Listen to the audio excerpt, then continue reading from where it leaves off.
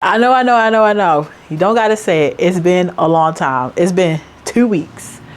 2 whole weeks, 15 days. 14 days. Technically, since my last upload. Um, a lot has happened, but I had to take like a break because I felt myself getting overwhelmed with this vlogging or trying to start my vlog or continue making videos, knowing what to put out, what to record, stuff like that. I didn't have no ideas. I didn't know what to talk about. And when I asked my friends, they just like, just talk. Just sit in front of the camera and talk. So, sorry, I should have got some water before I started.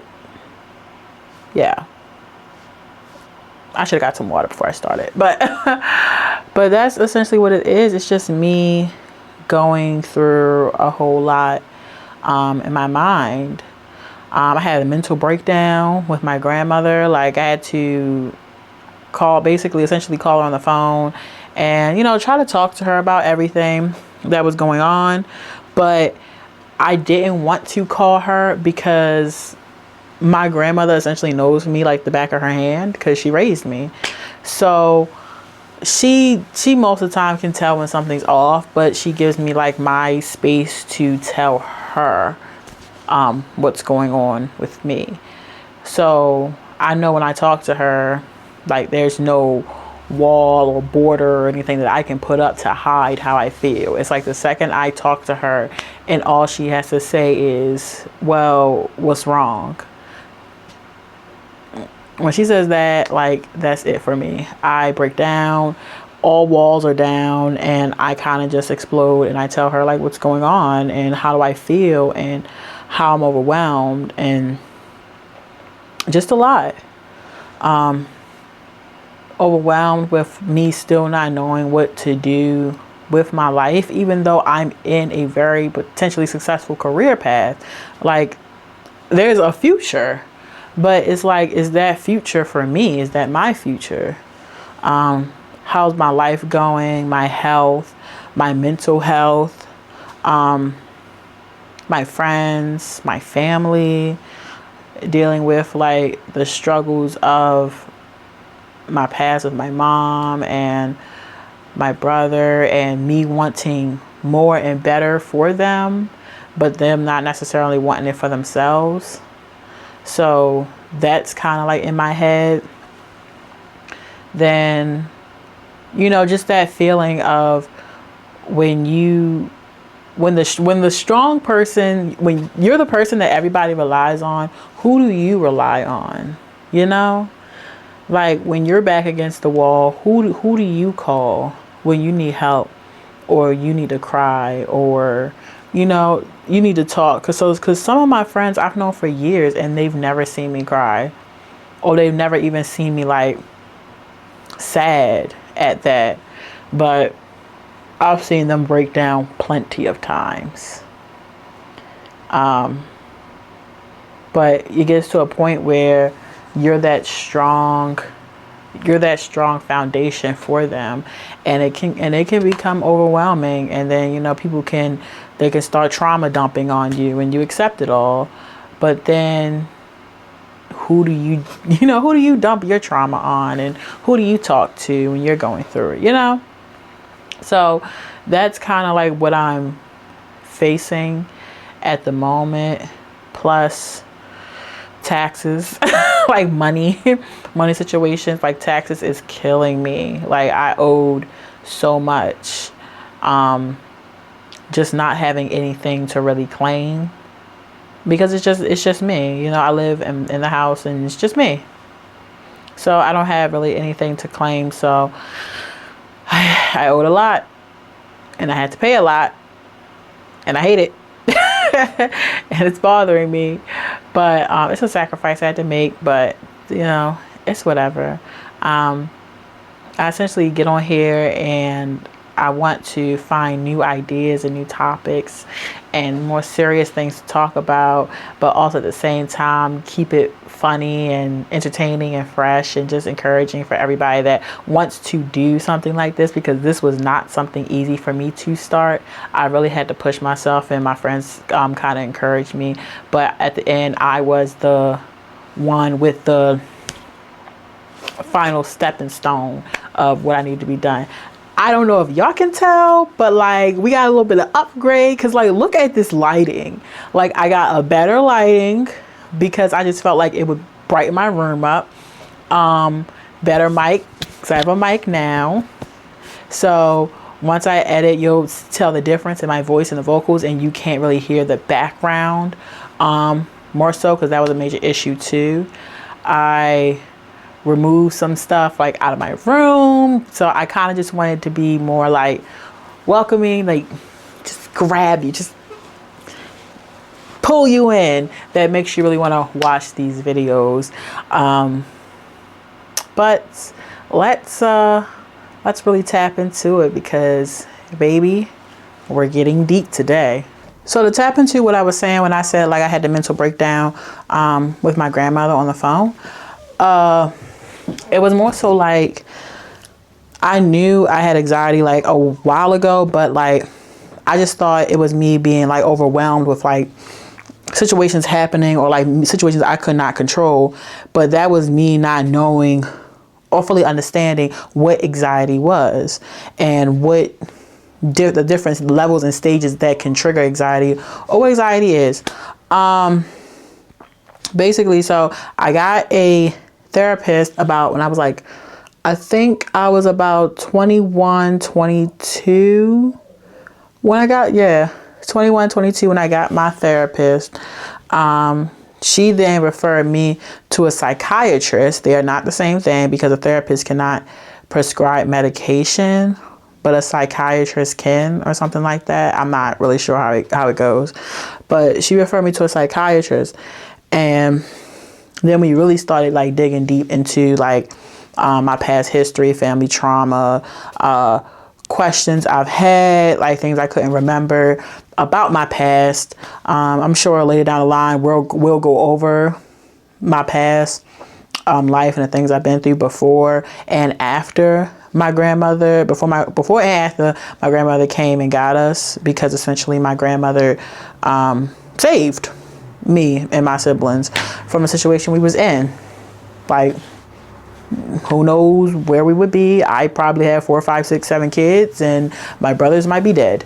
So had it not been for her, we don't know. But she put us on the right path and did what she could do and sacrificed her life for many years so we could be who we are today. I chose to do something with my life, with what she gave me. I only speak for self. I don't know what everybody else did, but I can only speak for self.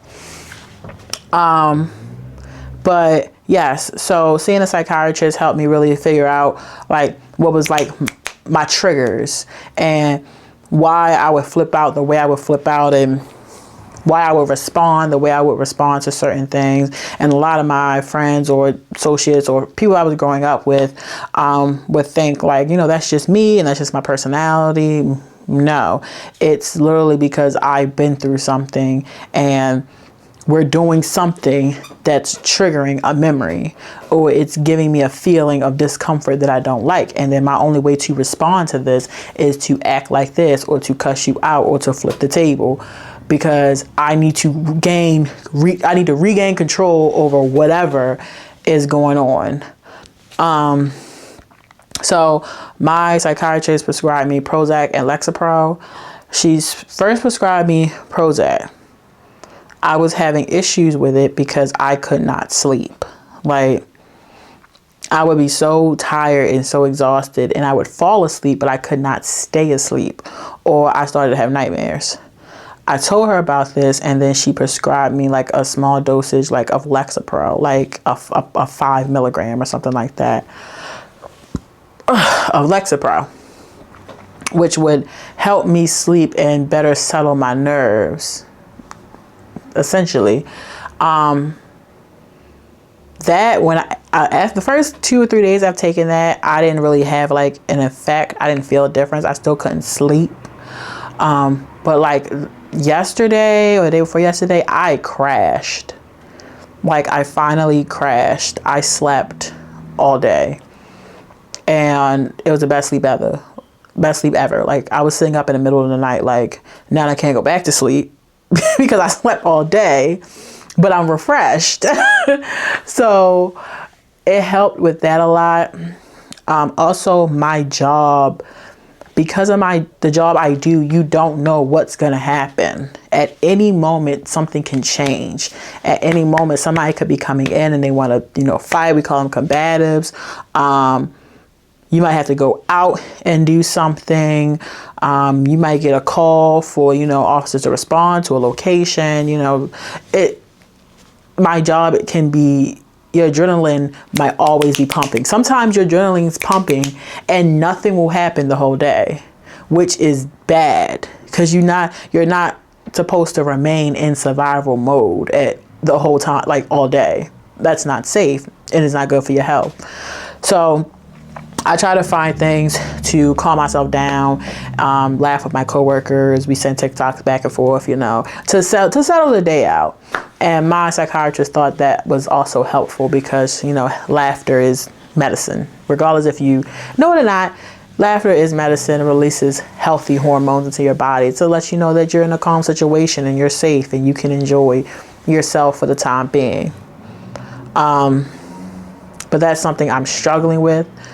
Because though I have the medication for my anxiety, it will take a while for it to fully work, so my body has to get back used to it. And I have to do all this while still maintaining my job and still really like biting my tongue and keeping calm in situations that I don't want to keep calm in. And I constantly say like, I'm trying my best not to show you who I really am. And some people have seen it and some people have not. But for those who do not know, when I flip,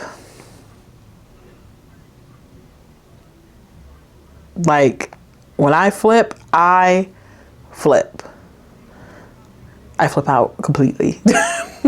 Like, you need the police to calm me down. Or you need, like my grandmother, to calm me down because I can't. Like I have a temper in me.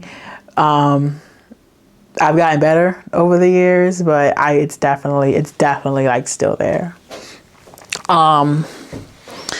Tapping into something I've been dealing with is that also triggers my anxiety is when I take on too much stuff at one time.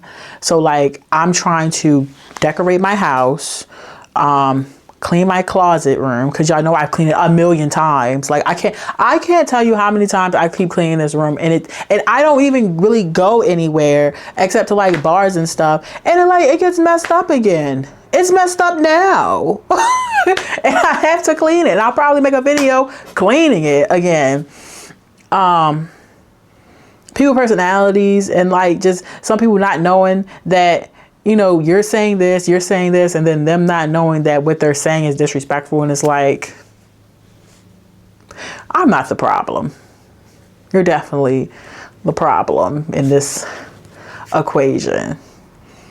And then like my encounters with men, mind you, I don't have a man problem at all. For the most part, my dating life is private. I might talk about it on and off or like subtle, but that's nobody's business but my business. But I will say men message me and asked to go out and all this other stuff, and I just be so not interested. Like, other than the obvious, I just don't be interested. Like, why is your approach so ugly? Like, what do you like? I just looked at my phone because I posted like what some topics I should say, like asking questions, some topics I should talk about, and he parted his lips and said, "You give up too quickly, like with me." Sir, what?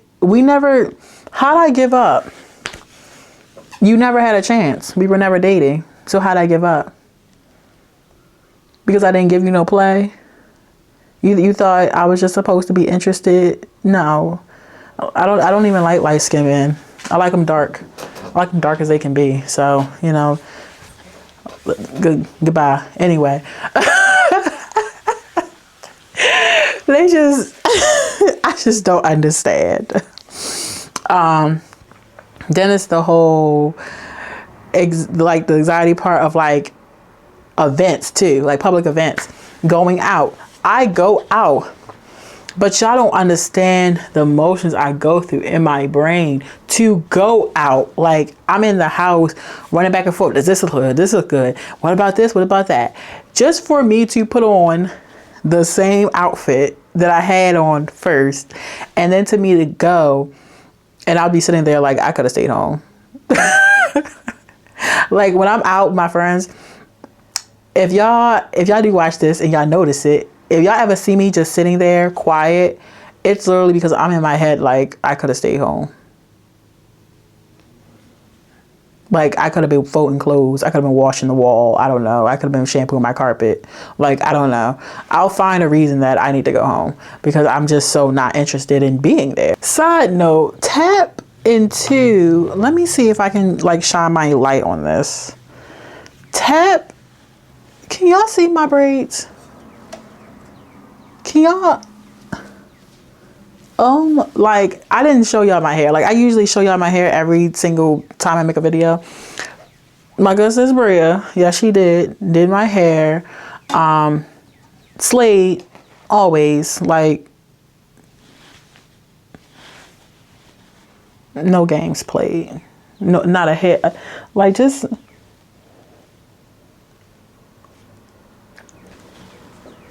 y'all know she just. And I know y'all gonna be like, how can you just throw that in there? But y'all, I have like so many topics, and I have to try to like smash it all into like a 15-minute, 30-minute video because I don't really want to like do a whole hour video because what do I gotta talk about for an hour? So I try to do it like in 30 minutes or less. Also, in addition to like my stress level, I have been pressuring myself and hammering myself and beating it in my head that I have got to lose weight. Like I say, and I watch that, like I think weight loss is easy. It's not easy. It's not easy at all. It's some type of chemical imbalance, mathematic thing like you gotta do to get like to really lose weight. Like I've tried so many things and to lose weight, and the only thing that works for me is the weight loss shots, and specifically Ozempic. Yes, your girl gave into it and she went and got the shots. Yes. So I know y'all hear like celebrities talk about it and people be like, well, does it really work? Da, da, da. Yes, it actually does work, but I'm gonna tell you why it works. So sorry, I keep picking at my eye. It's like this eyelash or something's like right here, but I can't see it. The way the shots work is it basically boosts your metabolism. So like you burn food faster, but it also decreases your appetite. So you're not hungry. You will literally not be hungry, but you have to be careful of that because at the end of the day, Ozempic is insulin. When you put insulin into your body, what is it doing? It's burning the fat, it's burning the food, or whatever the case may be. It's helping your body break down the food. But if you don't have any food in your body to break down, of course, it starts eating off your fat. But when it does that, it can slow you down, make you sluggish, make you not have an appetite. And then it gets to the point where it can actually make you feel weak and it will drop your blood sugar. That was something that I had to basically I had a little scare, and then I had to come to realization with, because I was at work and I was just like, I feel weak. Like I feel like tired, weak, like I couldn't do anything. They took my blood sugar. Do y'all know my blood sugar was like 52 or something like that? 52, 50. like and that's not a normal blood sugar for somebody that doesn't have diabetes. So I told them I was on Ozempic, and they were like, it could drop your blood sugar. And I was like, and you have to like eat regularly, and take those calories, so it has something to burn other than just your own body fat. And at that point, I was working like 16-hour shifts. So I was literally forgetting to eat, like just working. Just like it was like 2 or 3 days straight. I was just working, and I forgot to eat. Like when she asked me the last time I ate, I literally could not remember the last time I ate. And then when I actually sat there and I thought about it, the last time I ate was 2 whole days prior. So I was like, wow. And I wasn't hungry. I had no craving to eat anything. So like now when I'm back on the shots, because I stopped because I was dropping too much weight. Like I didn't want to be skinny. I just wanted to drop some weight. So I stopped. And then I started gaining weight back. So I said, okay, well, let me take the shots in moderation. So now I'm back on the shots. And today I had a sub, like Subway sub, but I ate half. And even though I ate half of it, I didn't even want to eat half. I wanted to eat half of the half because but I just had to put something in my stomach because I had not eaten. Like I keep drinking my little milkshake, and like that's it, and that's not a meal. You can't just eat that and then that be that. So we're gonna say the pros are, it definitely makes you lose weight. You definitely will be smaller. You'll use some waist and pant size. Do it in your stomach, because I don't know if it's just me, but like I kind of found that when I do the shots in my stomach, it's like it's eating only the stomach fat, and that's what I want. So I do the shots in my stomach. I eat. I make myself do the milkshakes or whatever, like every morning, just so I have those calorie intakes or those carbs. The middle of the day, I do drink a lot of water. That helps like flush out your system.